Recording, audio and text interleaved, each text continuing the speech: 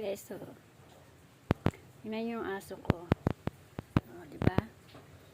Nakuha niya talaga, nadurog yung yung buto ng mais, yung kinakain ko. Hindi ko napansin. Kinuha niya dito sa sa plato ko.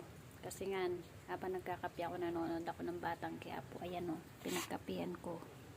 Hindi ko napansin, kinuha niya dito yung kalahati ng buto ng mais. Ayan.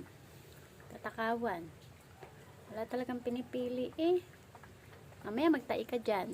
Masyado ka matakaw. Mapayelo. Yung yelo talagang gustong gusto niyang papakin yung yelo.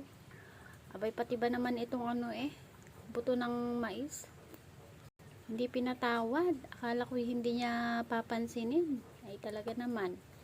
Busy lang ako sa panonood ng Batang Quiapo kasi ang ganda talaga ng Batang Quiapo na ngayon. Paganda ng pagandang eksena.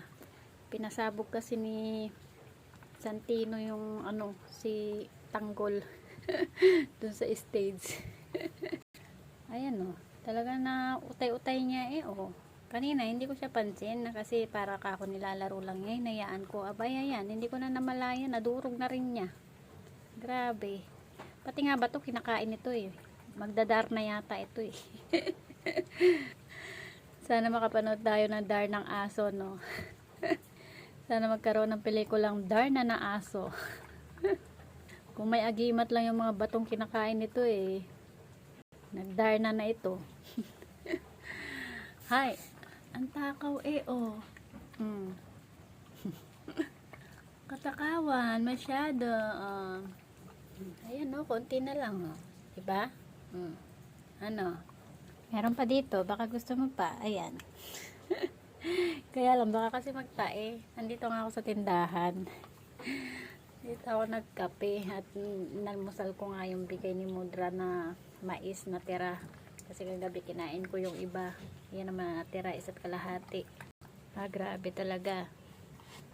Ubos. Nabusog ka naman ba? Wala pa yung kabusugan. Gutom pa rin yan. Hanap pa rin yan ng pagkain. Grabe to sina ko. Gusto na naman kunin yan diba? Wag na. Baka magtai ka. Naku, mahirap na. Maglinis ng dumi mo. Pagkabasa. Diba? Tapon ko na to.